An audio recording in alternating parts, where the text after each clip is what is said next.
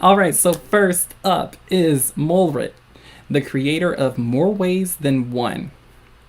Follow her on Instagram. It's at Molerat0. So be sure to check her out. Also, a little bit of a disclaimer that I forgot. I guess it's not a disclaimer. It's more of a PSA. Is basically all of the individuals that are picked for these critiques are from our Instagram. So definitely, if you want to critique, you need to be one of our followers on Instagram. That is one of our most active platforms right now. We engage the most on there, and we try to be super helpful to everyone who is on our Instagram. It's a little family. Hello, Fluff. Thank you for joining. So glad you made it. So glad everyone else made it as well. So let me pull up Molerat's sheet.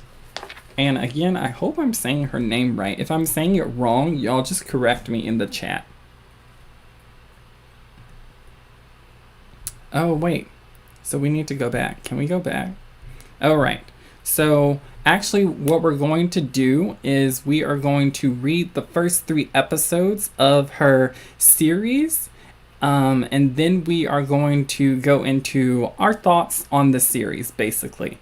So ignore the fun things in the story that's going to pop up, okay? We're going to get to that. But basically, before we get into our series, one of the things we always like to ask our creators that we're critiquing is for a 1-sentence summary of their story or comic. So you might be thinking, why is that important? So if an individual can write 1 sentence for their comic that basically encompasses the entire plot, the characters, the theme, then you know your story well. If you can't do that, like if your story is so complicated that you need at least, I'm going to say at least 5 minutes to explain it to me, then you need to go back to the drawing board. You don't have a clear idea yet of what your story is about specifically. And what I mean by that is oftentimes a lot of people think that adding extra details into their story really helps to bolster the engagement for it, bolster the appeal for it, but it doesn't. Having a clear objective for a story lets the audience immediately know if they're going to like or dislike it. So part of the reason why I say that's a good idea is because in your summary, if you can convey the idea of what you want in the summary in 1 sentence, then immediately any individual who looks at it and then looks at your summary will know if it's a story for them. Because a lot of times what happens with readers is they will look at the series, look at the summary, and then they'll read the series, and the series does not match the summary. And it causes a disconnect for the reader where they're expecting, you know, maybe something fantastical or dramatic, and it's not that way. So let's go ahead and look at her series. Also, I think I need to, can I not? Again, first time streamer on YouTube, and I'm trying to see if I can swap screens without ending the slideshow. I think I need to end it. Okay, we're just gonna end it for now. I'm sorry, so bear with me. And we'll pull it back up once I'm done. So let's look at her 1-sentence summary. These 3 fight their way through high school as they deal with how they affect each other's lives in more ways than one. So let's just think about that for a minute. These 3, so we know that there are 3 individuals fight their way through high school. So we know it's a high school setting. So I think that's a pretty good idea of what the story's about. We know that it's going to involve individuals in high school, and we know that it's going to involve a possibly, like whenever I think of 3 people in a drama, when it's emphasizing that, I think of a love triangle. And I also think of the idea that the story is going to be very dramatic. Like there's going to be a lot of tension between these 3 characters. So I'm going to read the summary, but while I'm reading it, comment in the chat if you want me to do different voices for characters. I am terrible at voices, but I thought it would be fun and entertaining and you guys might enjoy it. I was going to rope Poseidon into doing it with me, but he was busy. So if you guys want me to try, I definitely will. And if it's terrible, then oh well. And if it's entertaining, then great. So if it's terrible and entertaining, I don't know how I'll feel.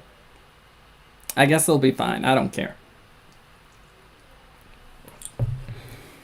It's the first day of school and everyone loves me. Well, except Axel. Anyways, I recently moved, and with moving comes a new high school and friends. Or maybe something more than friends.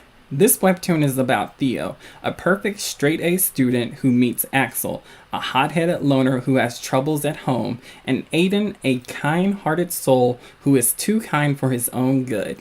These three fight their way through high school as they deal with how...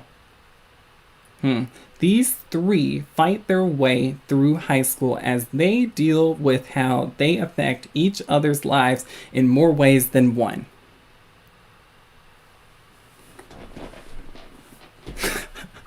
So you guys are voting for voices? Okay, I can definitely do voices. So we're going to basically skip the opening. It's just a bunch of pictures. So if you're interested, I definitely say go look at it. Just due to time constraints. If it wasn't for time constraints within my own life, I would be like, let's look at everything.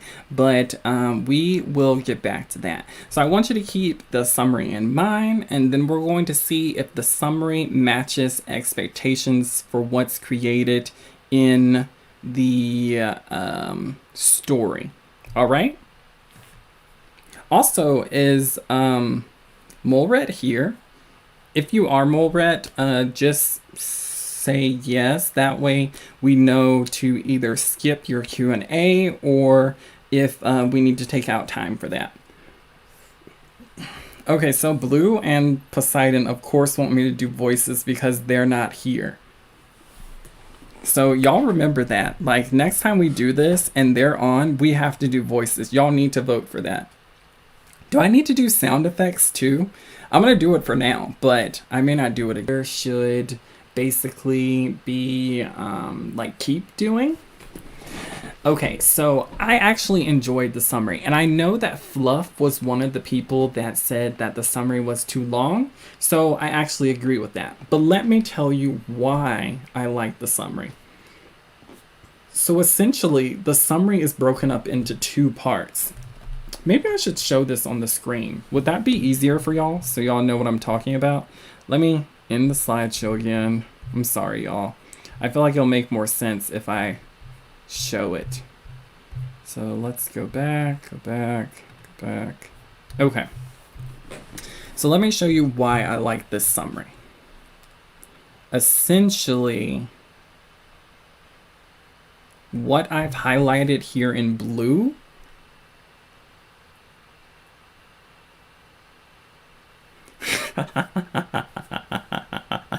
that poor pencil. Yeah, okay, so what? Hello, Hyde. Everyone say hello to Hyde. Hyde is one of our first Instagram followers, and I'm so happy he could make it. So be sure to say hello. All right, anyway, so what I've highlighted in blue is essentially what I think is really good about this summary. And the reason why it appeals to me is because it seems almost like a letter to the audience from the character's perspective, if that makes sense. So, hello. So it seems like a letter from the character's perspective. What I don't like is to have this first person monologue and then to have a basic exposition of what the story is. Like, kind of pick one. So I'm not trying to critique this. This is something that I liked. But basically, I would say if you're going to do the first person, go with the first person. But if you're going to go with just exposition, then do exposition. Because both summaries are good. It's just this one's more appealing and it's not something that you see very often, in my opinion. Hello, Reesh. Reesh is, let me not say that. I'm not gonna say that. All right, what was... Right, yes, exactly, Fluff. And I feel like it takes away from the initial entrance to that concept by going into a third-person narrative. So yeah, definitely pick 1/10. But the summary is actually fun and interesting. Next, the characterization. So every character that we're introduced to in the series that has lines has personality. And what's interesting about that is it's often hard to convey personality in writing, like when you're writing a novel, without giving a number of lines or journeying with the character through a few pages. So the benefits to that is because this is a comic, you can literally see expressions, see emotes, see how the characters respond to other characters to really get a sense of their personality. So that was all really good. Like, if there's anything you can learn from this series, go back and look at the dialogue and the characterization of how each character has their own personality. And it's not over the top. Next, all of the establishing shots were good. Like, we knew exactly what was going on. And what's interesting about that is I think a lot of people don't realize that sometimes it's good to have more than one establishing shot. When we looked at the first episode, you saw the character wake up in the morning and he went through his morning routine. Of course, it could have just been implied because we saw him hit the alarm that it was early in the morning and that he was going to get ready for his day. But actually seeing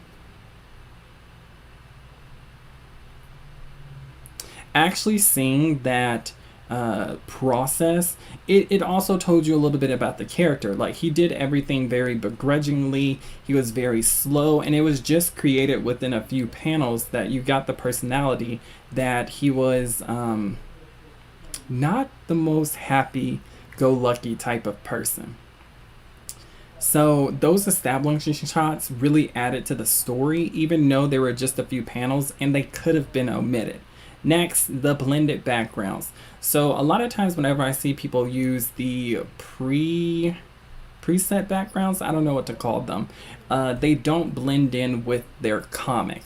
But I think she did an amazing job of where the backgrounds, you could tell she didn't draw them necessarily, but they did fit with the overall style of the story. All right, let's move forward. All right, so now we're going to hit into the actual critique of the story. And so I tried to limit this because, let me just say this, all writing, all art is subjective. So no matter what you say, what you write, there are going to be people who dislike it, and there's going to be people who just, even if it's written well, it doesn't resonate with them. So your goal should never be to necessarily appeal to everyone, but we're going to say your goal should essentially be to appeal to a wide audience, if that's what you want. Like, if you're trying to turn this into a career, or you're trying to make people want to support you, then your story should have a little bit more of a wider appeal. So moving forward from that, when we look at this, the story, there was essentially no true goals set up. We read 3 episodes and I feel like the story just got started. It was kind of a little bit of a quick read for one thing, because the story flowed so well that when we made it to episode 3, it really felt like it was just one episode. And even within those 3 episodes, we never got to understand the main purpose of the story. It was just a setup. And remember, with webtoons, it's really important to take advantage of the subscribe feature on the 3rd episode, especially considering that, you know, from the research that I've done, that a lot of people, that is important. And so when you make it to the 3rd episode, and if it hasn't hooked you yet, or there hasn't been a hook, or you don't know what the story is about or where the characters are going, then it's not good for your audience. Like after 3 episodes, it should be clear what the main story is going to be about. So we did get glimpses from the episode of what the character wanted, but we really didn't figure it out completely. And remember, in stories where characters are the essential core, like in most stories, characters are the core, but especially in romance or dramas, characters are the ones who are moving the story forward. So generally you're following a character in a romance or a drama for their what's the word? For their journey. Man, I don't know why that slipped me. So you're following them for that journey specifically. And if you don't know what the journey is, then you're not going to stay around to figure it out. Like if I haven't figured out your journey in 3 episodes, then I'm good, probably. So just like Fluff said, you need a hook at least by episode 3. However, I'm a firm believer of establishing hooks all throughout your first 3 episodes. Like even if they're minor mini hooks, like create some intrigue here. And she does have a few mini hooks, but essentially when we're talking about this, we're trying to establish the character. So basically I included this for you, Molerat, to essentially say you need to either decide if you want your character to have an external or internal goal. And when I was reading it, I really felt that the characters would benefit from having internal goals, especially considering that this is a drama and it's also, or a romance. Like I think it's labeled as a drama, but I think it might have elements of romance, maybe a romantic subplot. Then internal goals would fit the entire gist of your story. Like there's so many tropes that you could use. Like you could use enemies to lovers, you could use friends to lovers, you could use like if it's just a drama focusing on getting over anxiety, getting over something like that. And so a good example to give a character for like an internal goal could be that the character wants to make friends.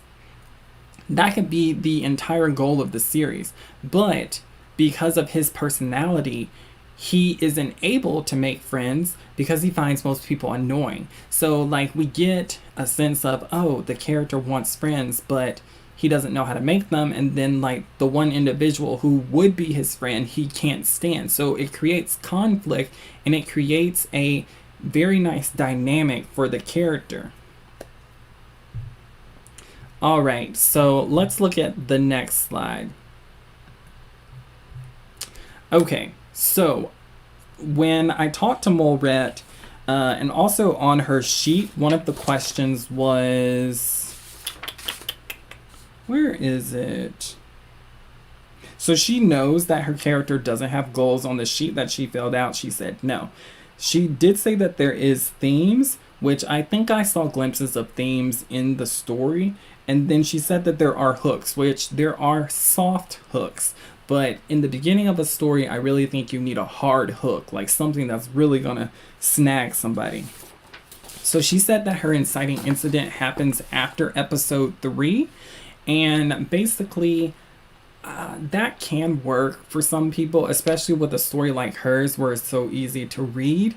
But the thing of it is you need to have the other episodes in order for it to hook people. Like if I was reading it and I was in the zone, like I would just keep reading until I got tired. But since it wasn't there, I might leave it and forget it. So you need something to hook their interest so that they come back.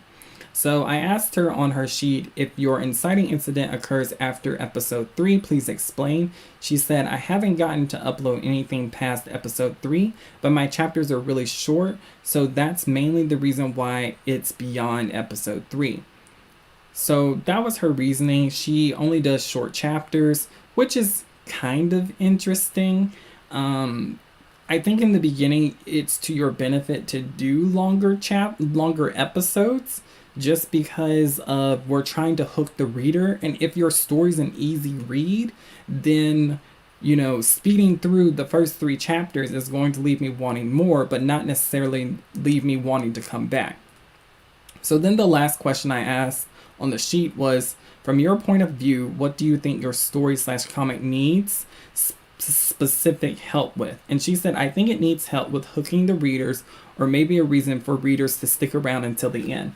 So we've kind of been talking about all of this, and I reviewed this when I was making the PowerPoint. And let me just say that everything that I'm suggesting for her are just suggestions. These are things that I think she should implement into the story ASAP that I didn't necessarily see there. So let's start with themes and plot. So theme. This is basically the deeper layer or the meaning that's running beneath the story. We kind of touched on this when we were talking about a character wanting to make friends.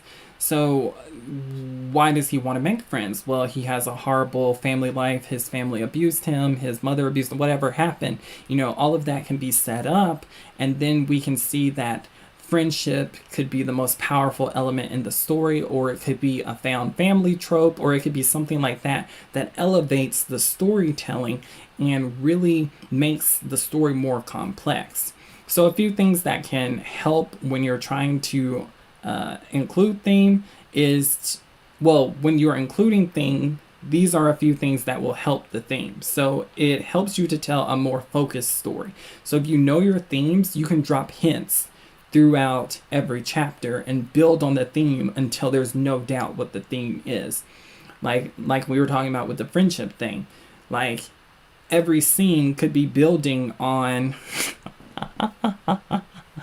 oh my good grief, I just saw Poseidon's comment. Yeah, definitely believe it. So that is a Naruto quote. And if you think about the concept of the themes in Naruto, like that is a perfect example of a powerful theme throughout the series. Like in the first season of Naruto, the theme for overcoming stereotypes, or let's see, what would be an accurate description of the theme? Let me think.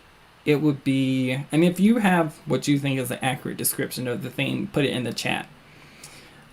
So the theme, I think an accurate description would be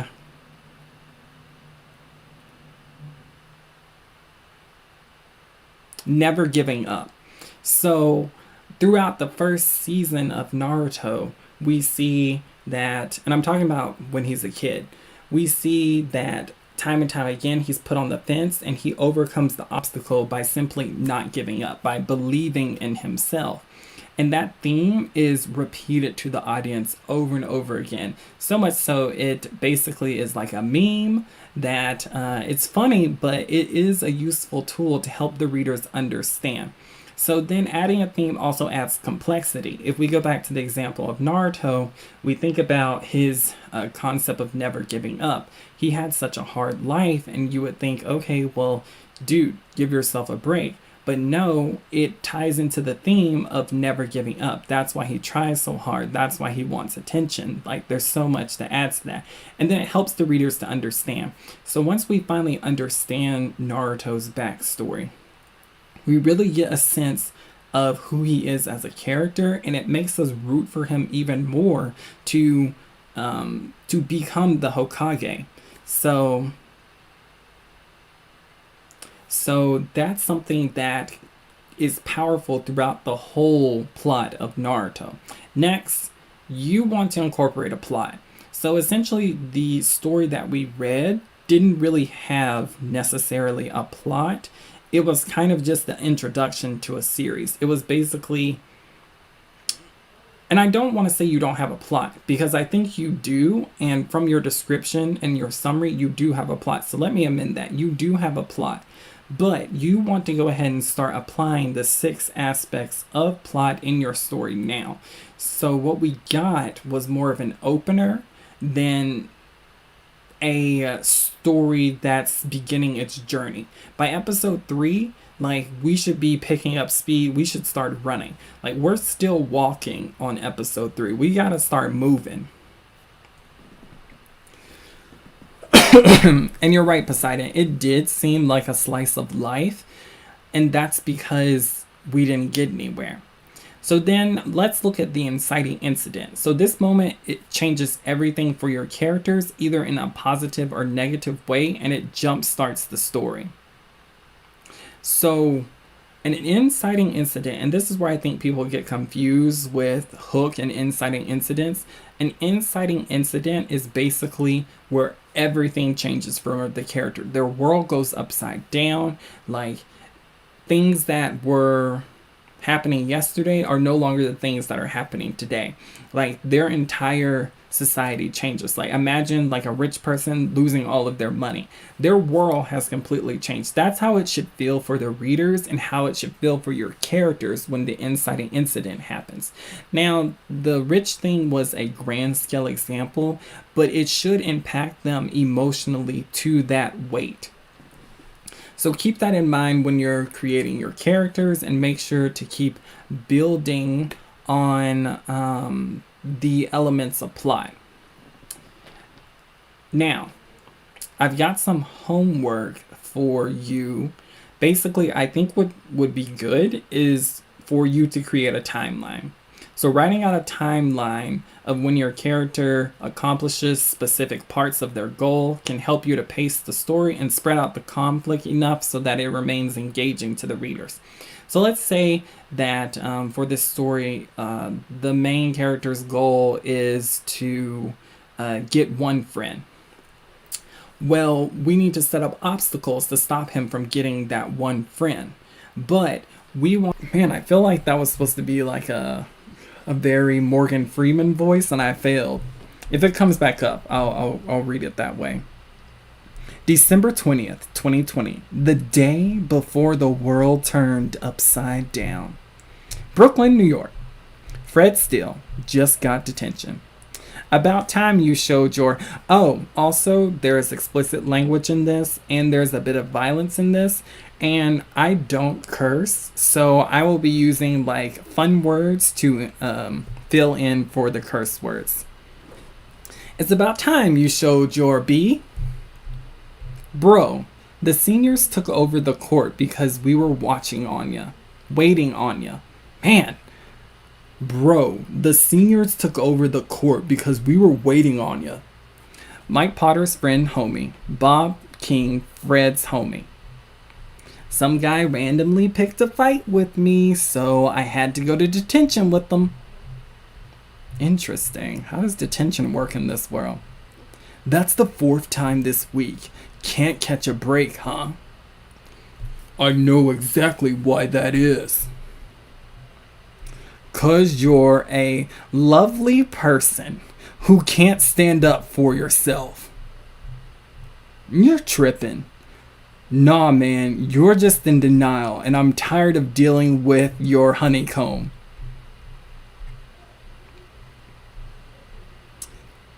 You know, he does have a point. What part of that I'm a dog or that I can't fight? I'm gonna go get my dinner. You'll be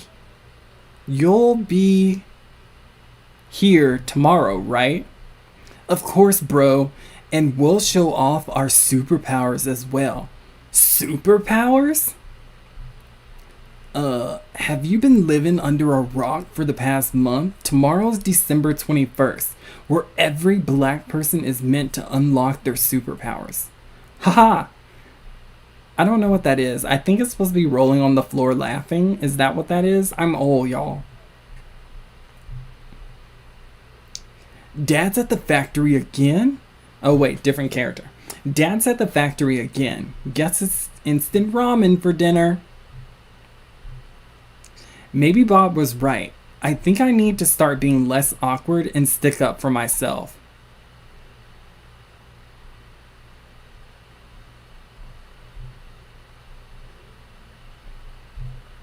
Whoosh! I just need a chance to prove myself.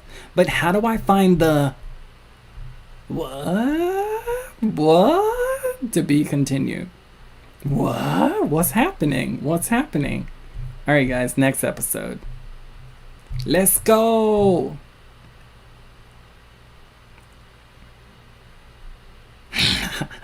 Yeah, so for curse words, I'm inserting random words that pop in my head. I'm dreaming. It'll be morning soon when I wake up. everything will be back to normal. Okay, he's waking up, y'all. Why do you look so scared? I'm not here to hurt you. Well, I guess I did knock you out, but you get beat up by Jensen a lot, so you're used to it. I think he's suave, so that's why I'm trying to be a little more suave in my voice. What are you? I'm you. Me? How is that possible? This has to be some honeycomb. I came from the future to prepare you for the war to come. War? In 30 minutes' time, an event called the Awakening will occur. Awakening? For the love of God, shut the hammer up and listen. Now, where was I? Right. Tomorrow, every black person will receive a superpower. Sounds crazy, right? But you'll see tomorrow when you get yours. Not only will the world plunge into chaos, but the whole order will be out of place. How do I know you're legit? I need proof. You want proof, huh? Fine, here's some proof. We, have a dent on our forehead. That's the shape of Italy. Ugh, he is legit. Now that's out of the way, it's time to get down to business. This is the primary reason I came to the pass, is to stop a tyrant. In order to do that, I need you to fulfill a mission, one you will not like. You have to kill Bob King. To be continued. Oh my good grief, y'all are so cruel to me. Don't be like knocking on my awesome suave voice. He's like a suave villain, okay? Also, Bob King was that person from the first episode that called him, a honeycomb.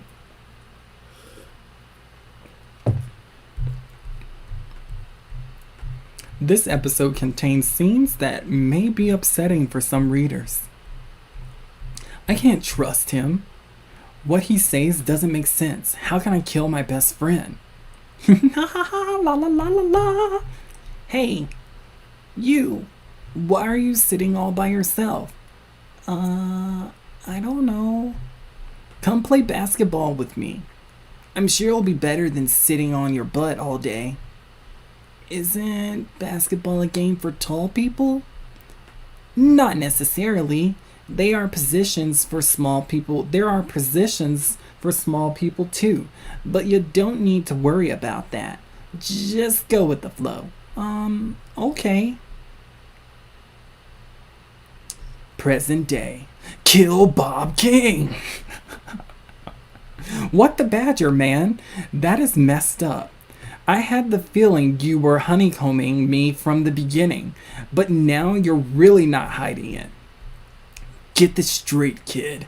I don't need you to believe me, because in the next few years, you will be drowning in regret, wishing you had ended that man's life, wishing you hadn't let your best friend turn into a monster, wishing you put an end to the endless suffering.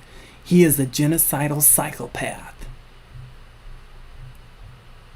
who kills people for pleasure.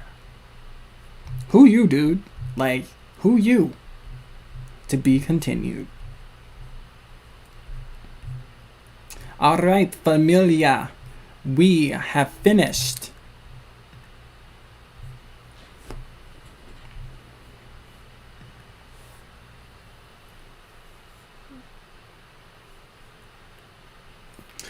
Poseidon, we need you to elaborate on your comment. RMC Hat. Who is RMC Hat? Oh. No one does. Okay, y'all are confusing me. Like, I need context for your comments because I don't know what you're talking about because y'all are behind me. All right, let's move on. So these are some things that I thought were particularly done well in the story. It had a great opening hook where the character is talking to some sort of all-powerful being, and then it had some interesting secondary hooks. Like in the first episode at the very end, we see an image, which when I originally read it, I was like, man, his dad looks just like him. The artist needs to change that. But it wasn't the dad, so that was actually really interesting. I thought the plot was really powerful. Oh, okay. Commenting as I was reading. Yeah, got it. I thought the plot was really powerful and that... my mind went blank. Yeah, I thought the plot really was built well. We could tell the story was definitely going somewhere and you set up a lot of stuff. It was a very unique inciting incident in the sense of I thought it was interesting that he knocked himself out to come and talk to himself. And I was like, how does yourself not recognize yourself? So I thought all of that was interesting.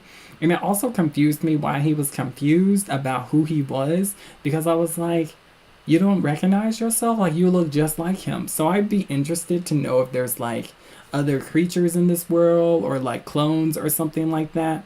That would be very interesting. Hello, Sakura. Thank you for joining. So excited to have you here. So that was pretty much all the stuff I thought was pretty good. Also, goodbye, Fluff. So glad you could join. Is Vermillionfox here? If you are, then say something in the chat so when Q&A comes up, we can address all of your questions. All right, so characterization. Characters are one of the most important elements in a story. They pretty much drive the entire story. Like, it's very interesting considering the fact that I thought that the plot was done really well, and generally I'm someone who's more interested in the plot, but I think the characters' personalities did not really shine through because everything was so quick. Like, it was just kind of boom, boom, boom, boom, boom, and then some scenes even seemed a little pointless because we didn't get enough information from the characters to cement them. So like the opening scene, we kind of got an interesting dynamic, but we didn't really get much personality from our main character. Like, I couldn't tell if he was a pacifist and he didn't like to have conflict. I also didn't necessarily understand some of the things that his friends were saying to him. Like, they didn't react the way friends would, in a sense. It seemed almost aggressive. So when he said that Bob King is my best friend, I was like, I thought y'all were like enemies that work together to be friends or something.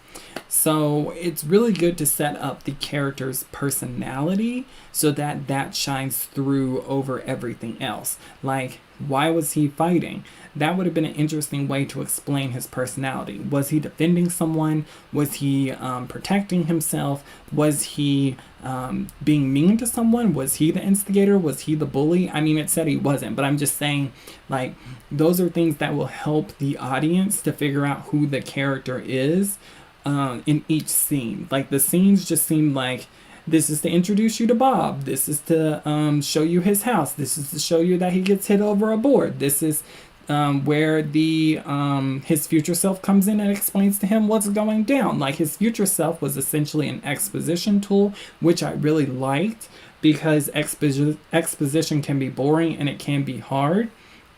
But having the exposition told to the audience and to the main character was a really good way to use his future self. But his future self really didn't have much personality either. He seemed like he could have almost been a faceless cardboard cutout just telling us what was going on. And so that's why characterization is important. It helps everyone to figure out what's going on. So a little bit of a homework assignment for you is to figure out direct versus indirect characterization. Now, this is what's done in novels. So in novels, we have direct characterization where we tell the audience about the character. Like, she had blonde hair, she had green eyes. And then we have indirect characterization, where a third party comments on the person, like, oh, they're so kind, they gave me food, oh, they're so pretty, like, everyone thinks they're beautiful. And so it'd be good for you to figure out what route you want to go in characterizing your characters. That way the rest of the audience will have an idea of their personality. So it's more than just plot. And I'm sure because you have almost 30 episodes, like, the personality shines out later. But remember, in the first 3 episodes, characterization needs to shine out as well. It needs to help to pull people in. And I think you're already going to pull people in because of the plot, but this will take it up a level. Like, having confidence in an MC helps people to relate to the character, helps them to want to come back to see their journey. So now let's move on to my next 2 points: unclear actions and dialogue. So unclear actions. All right, actions are super important, not only in a comic, but also in written form. So always focus on building up something, so always focus on building up something exciting rather than that is not right. So don't always focus on building up something exciting, rather focus on making the scene clear. So there's supposed to be a don't there. That's a typo on my part.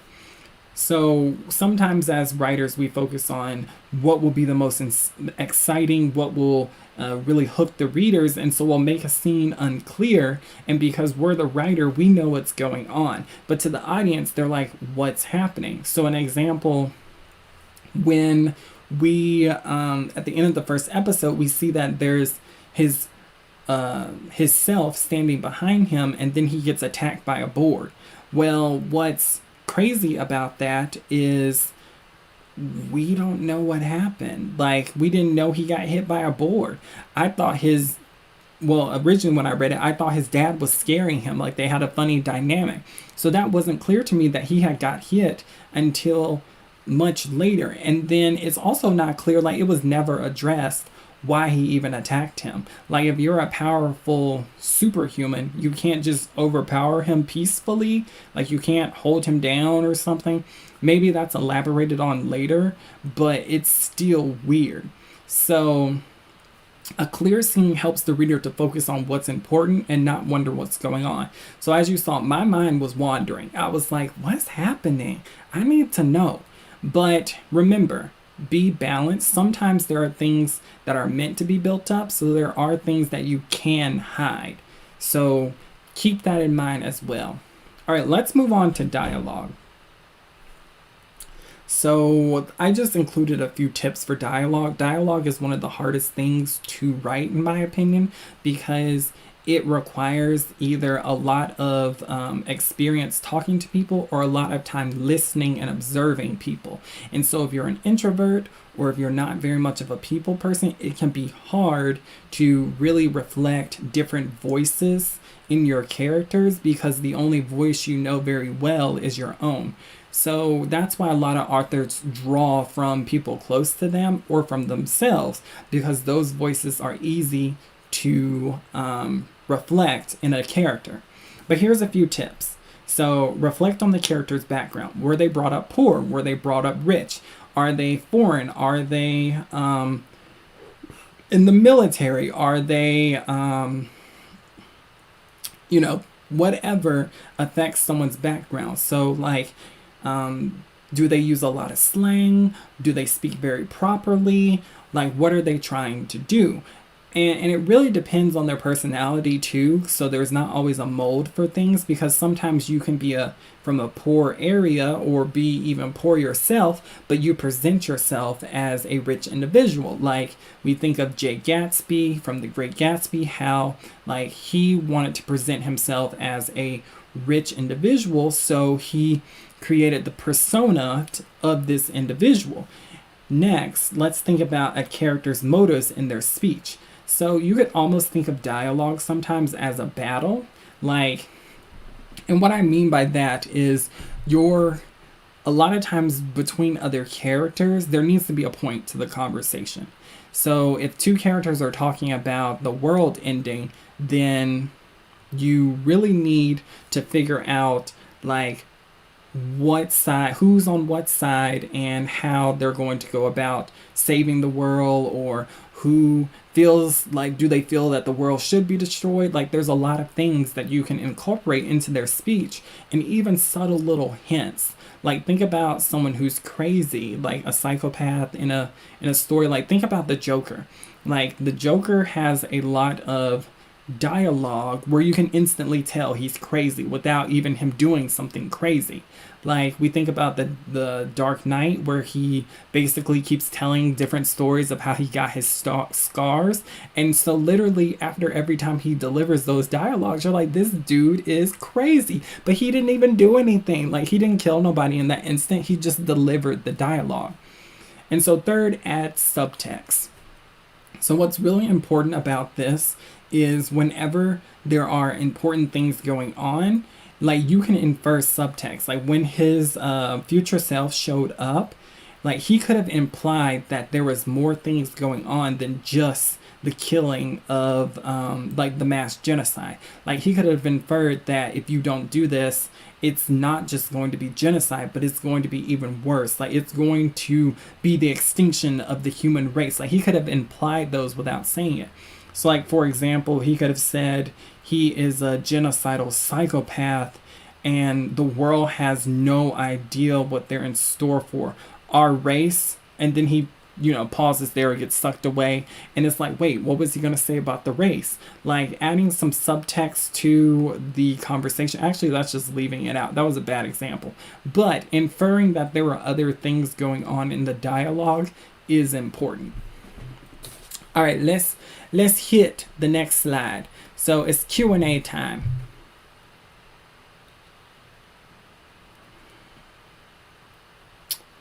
All right. Is anybody there? Are you, if Vermillionfox is there, please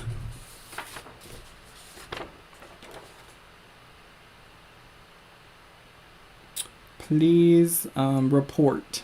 Please ask us your questions. So one of the questions so on the sheet we have, from your point of view, what do you think your story/comic needs specific help with? And he says, I would have to say character dialogue. So I went ahead and addressed that, but I would add one more thing to that. Go back and always double check your dialogue. Make sure that there are no typos or that sentence structures make sense, because it's easy to get confused. Especially for me. I'm very much I'll empty my thoughts onto paper, and if I don't go back and proofread it, like, sometimes I could just be sending out gibberish. And I don't think that there was any technical, like, really bad typos in your story. It was very clear to me what was going on, and I could figure it out, but I just wanted to say that. All right, let's hit the next slide, because I don't think they're here.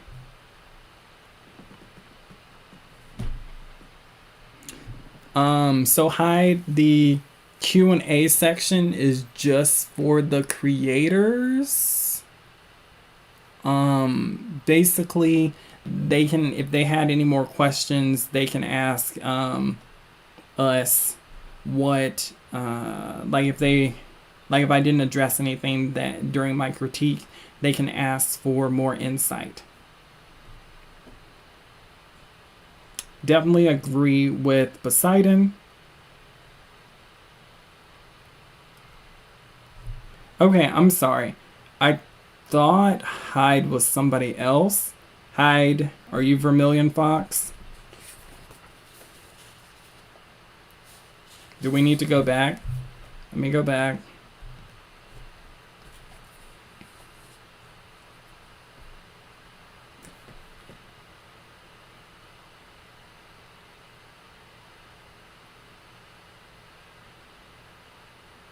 Also, hello to everyone that I haven't had a chance to say hello to.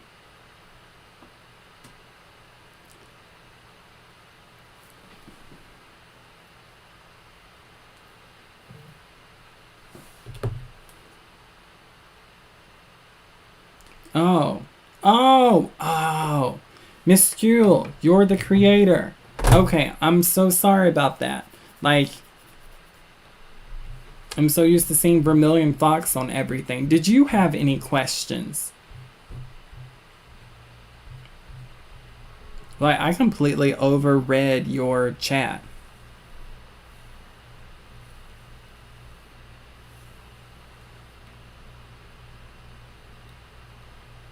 So we'll give you a second to ask any questions that you might have, or anything that you want to comment on, or if I said something that didn't make sense, I can go back and try and elaborate on it a little more.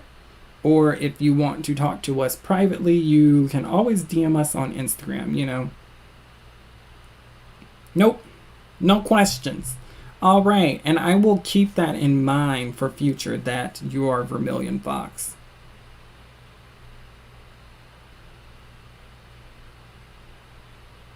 All right, I think we're getting some confusion here.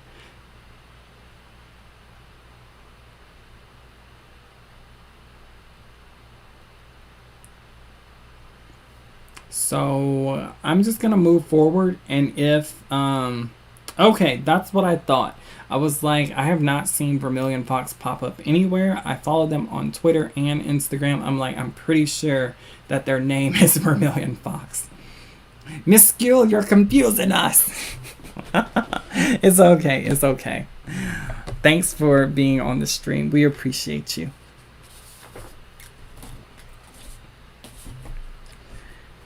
All right, so now we are going to look at writer Shane's series. He is the creator of Super Society. I'm sorry, I always call it that, but it's just Super Society. So be sure to follow him on Instagram, writer_Shane. All right, let's switch over to his story. Let's see, I guess I can close this. Close and close.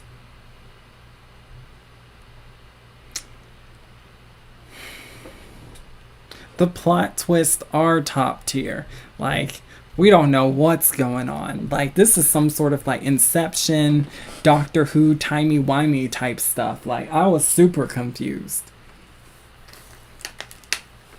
All right. Let's move on. So now we are looking at, and see up here, it's Super Society, Super High School. Sorry y'all, I needed some water, like I'm parched. All right, so let's look at the summary first, and we're not going to comment on the summary just yet. We will address that later like we always do. So this is just to give us a feel for what's going on. Mikharu Haruyuki got a second chance to suffer again. It all began with a simple 16-year-old Japanese boy, Mikharu Haruyuki. It may seem hard to believe, but he doesn't die when he is killed. He miraculously comes back to life after what was supposed to be his definite end. He continuously dies and time leaps to a specific time and place in the same initial state that he was in originally. Now, he's desperately trying to set things right and find a way out. There is never a game over for him. All right, so we've got some time travel going on in this too, it seems. And we've got another high school trope. So let's find out more about it. Also, is Shane here? That would be helpful. Why does it start at the bottom? All right.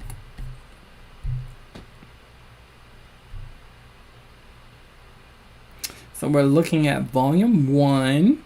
Here's all of his characters, and he has a pretty colorful and playful cast, I think. Very excited. Disclaimer, this story reads right to left. All right, I'm gonna try and keep that in mind. It's hard for me to remember that sometimes. And the people. So things that I liked. I liked the mind-bending hook.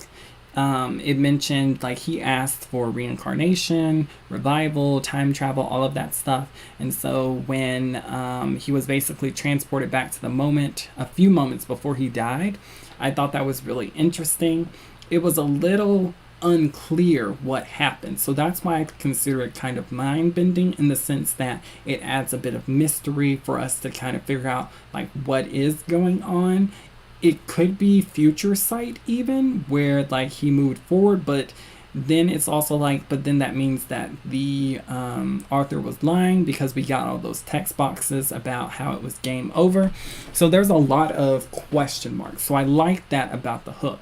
The prologue was interesting. I liked how it set up what happened a lot of years beforehand with Ariana and the black-haired ponytail character whose name I can't remember. That was super cool, just in the fact that we really got a good idea of the overall tone for the story going forward. Like thinking about the tone from the prologue compared to what we kind of encountered in the 3 episodes was very different. Like it was a lot more serious in the prologue, as it was more of gags and jokes in the actual episode. So then there was a good use of plot. There was a clear direction from point A to point B. I did like that I was able to easily follow along with what was happening, and that it was super clear to me exactly what was going on, in the sense of I wasn't confused about anything as far as what was delivered to me. I did still have questions, but I think that's natural whenever you're reading a new story.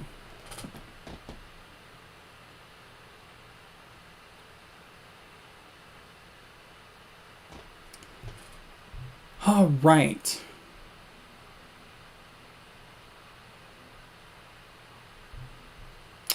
Let's look at the next slide. Okay. So the summary. One of my biggest issues is when we read your summary, it was so long and it repeated the character's name multiple times.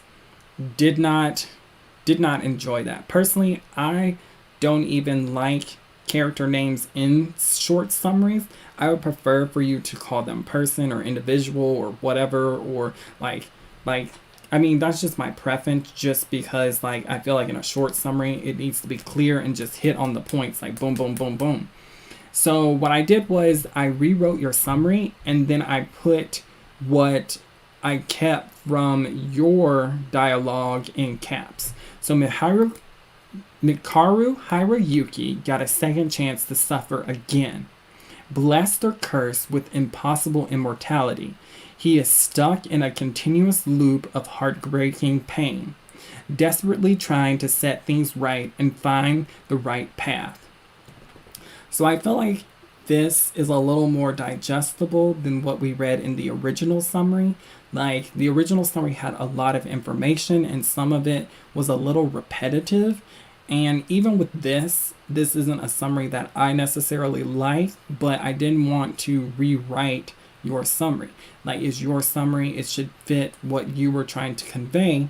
And so I also don't know your story. So I was like, let me just go with this. And I feel like also in a summary, it needs to be more clear what the story is going to be about. So like it's very vague, and it doesn't give a complete well-rounded idea. Like we get that it's going to be he's going to be, you know, traveling over and over again to correct things like they do in ReZero, but I feel like there has to be more to the plot than that. Like are we going to be just figuring out his ability essentially? Like, is that what the story is going to be about? And if that's the case, then that's a good summary. But if it's not going to be about that, and it's going to be on a more grander scale, like then mentioning that he has this possible immortality ability is important, but don't get confused with throwing out a gimmick opposed to being more transparent and genuine with your audience. Alright, so the biggest issue I saw within the story was a lack of emotion. So let's look here before we move on into what you had to say. You said from your point of view, I said from your point of view, what do you think your story/comic needs specific help with? You said, I'm not sure, but I do believe it still needs something to feel more complete. The act of not knowing what it needs is a worse feeling. I hope you can help. Okay.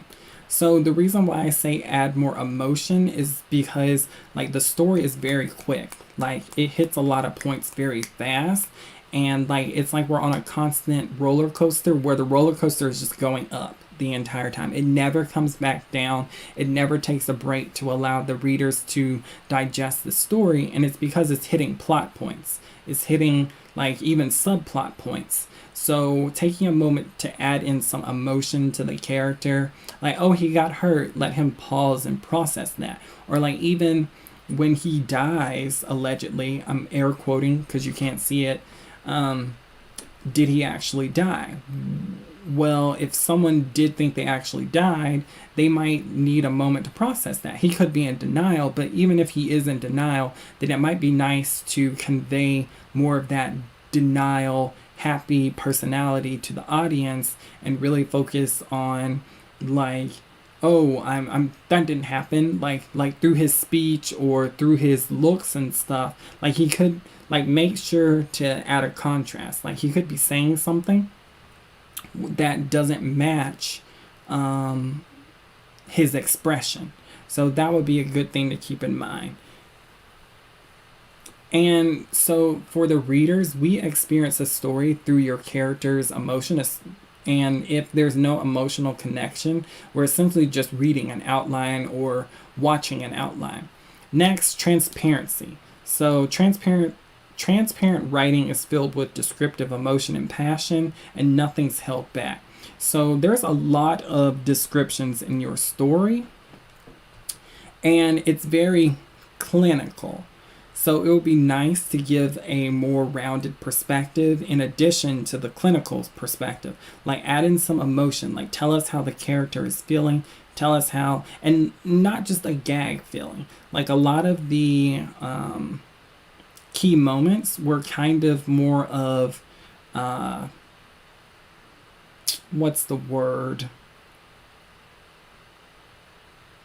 We're more focused on the gag than building up the emotion for the story. Next, exposition. So exposition can actually help to provide the emotional stakes throughout the story, and especially at the beginning of the story. So in the very beginning, like we talked about earlier with Naruto says, believe it a lot. Like that's some exposition about his character, and then it's revealed later that all of this bad stuff happened to him. It only serves to enhance those words. And so like when we were reading the story, there's a lot of text, and it's really hard in some instances because it almost feels like you're reading a book opposed to reading a comic, because the text is so clustered together and it's so long that it's not easily digestible like a comic would be. So like the text is overshining the pictures, and the text is taking on a form of being the more important aspect, and it's not balancing with the picture. Next, show don't tell. So there was parts where we got a description of Mikaru's emotions when it could have been more easily conveyed just by showing him emotionally overcome. So this is where the show don't tell comes into part. Like, especially in comics, a lot of the comic is about showing the action, showing the emotion. Like, you don't need to write, and the character felt overwhelmed because he had a hard day at school and he was beaten by multiple enemies. He almost died. Like, you show that. And so instead of just telling the audience, you can just show, even in writing, you could just show from one sentence, like, and he was exhausted. Like, that is stronger than a long paragraph explaining his exhaustion. We've already know he's exhausted. Like, he's gone through multiple, like, battle scenes with people. Like I said, it was almost like a video game. Like, people kept showing up. It was like the Pokemon meme where you run through the grass. It's not even a meme. When you play Pokemon and you run through the grass, and then like every 10 seconds a new monster appears to fight you, and you're just like, can I catch a break, please? I'm just trying to make it over to the river. All right, so as you guys can probably tell, I'm getting a little exhausted with this, so I might wrap up. Like, I'm not going to read the next story, unfortunately. What I'll probably do is add the reading to another story. I'll add the reading for that series onto our next stream, or I'll do something with that series specifically, maybe even make a critique video just for it. Just because it's already been 2 hours, it's been pretty long, and I did not expect for us to go this deep into some of these stories. Not to mention, I didn't expect that reading them would take so long, so please forgive me. All right, is writer Shane here? Are you here, Shane? Do you have any questions?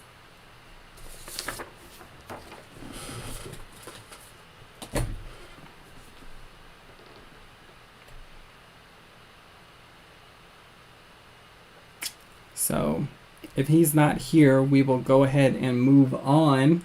And what I'm going to do is do a very quick review for Ford.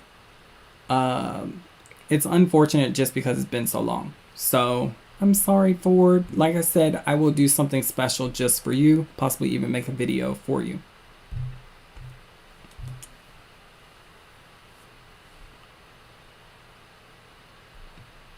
All right, so Fordhehehe being T is the creator of Everlasting Star Reflection. So follow them on Instagram. They are Ford3Hehes. All right. Actually, let me just show their art and their series just so you guys can see it real quick, and then we're gonna zoom through that last section. So this is Ford's series. The art is really cool, and I'm going to read the description. Losing their dearest friend, these typical quirky superheroes have to confront each other and their depressive tendency. Trapped in the past, unable to look to the future, not knowing how their previous lives overlapped, and their own role in the cruel cycle that take everything from them. If they can't, they'll lose this precious friendship, and there'll be nothing left but endless regrets and sorrow. So Ford has a really cool,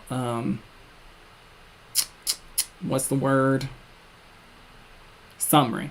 And it's really interesting in the sense that it focused a lot on emotion, and I think that's very appealing. So let's just look real quick. So the art is really cool, and the word bubbles are really interesting too. Like, it really stands out, and I just want you guys to get a sense of the story and what it looks like, and how the art is, just so that Ford doesn't get cheapened. Ford doesn't get the same opportunity as the others just because I'm tired. All right, so we're gonna end it here. So let's go back to the PowerPoint.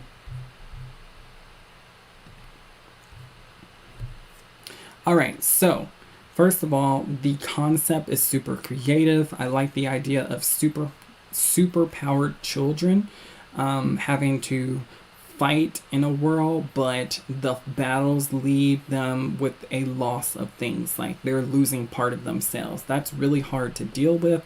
That's super hard to deal with in regular life when things hit you hard, and I can only imagine if you're a superhero. So I like the aspect of tackling that. It makes me think of Madoka.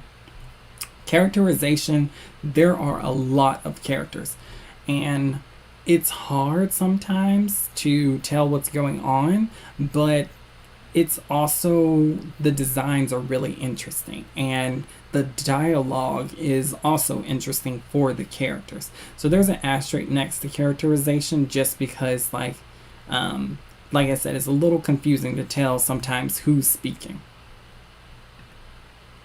All right, so the biggest issue I saw was the speech bubbles. They're really confusing. So one of the most important parts of a comic is the character dialogue. It's just as valuable as images. And so think of the speech bubbles as a balance to the images. They are going to support and enhance the comic. So here are a few tips that I thought could really help your speech bubbles. So break up some of the dialogue. Make sure that it's not long chunks of words. Like, put them in bite-sized pieces. Then emphasize your captions. Some of your captions kind of blended in with your art style, so it's kind of hard to really focus on them sometimes just because it looked like it was a piece of the art. And then possibly, since there are so many different characters introduced to us at once, it might be beneficial to add some color to all of the speech bubbles. So like if a character is green, then their speech bubbles could either be outlined in green or they could be green themselves. An example of this, you could look at Unordinary by Uo-chan. Like all of her characters, because she has so many, have specific and unique speech bubbles that tie back to them. So like if she has a black haired character, their speech bubble's black, pink haired character, their speech bubble's pink. All right, exposition and scenes that are unclear.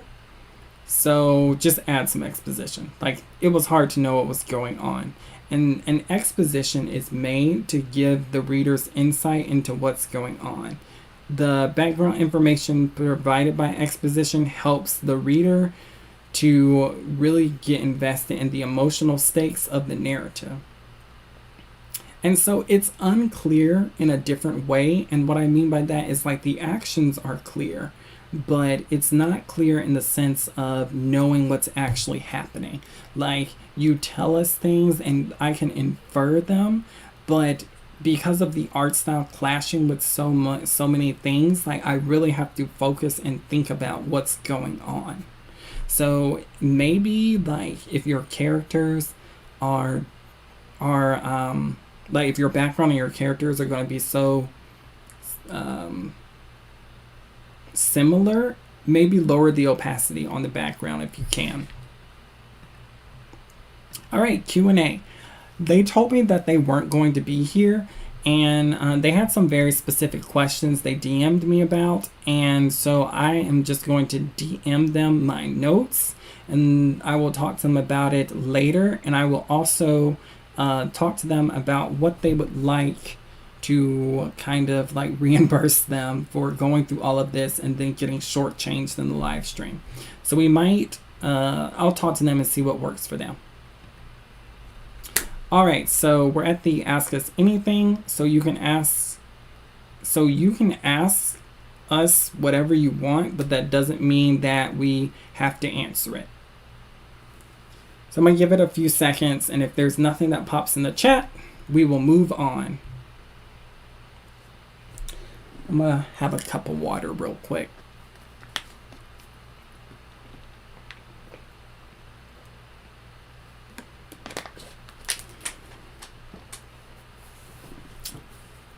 All right, so no questions, we shall move on.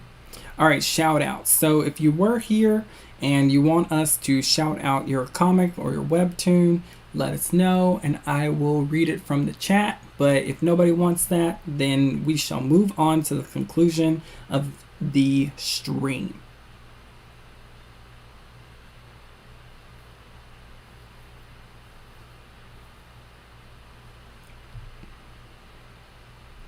All right, so that was it. Thank you for coming to Pantheon Talks' first live stream. I'm so sorry about that. The time got away from me. Next time I will use the timer so that we stay on track and I will be able to get to more stories and the stream won't be as long. All right, we look forward to talking to you all, and as always, you can reach out to us on Instagram. We will talk to you soon.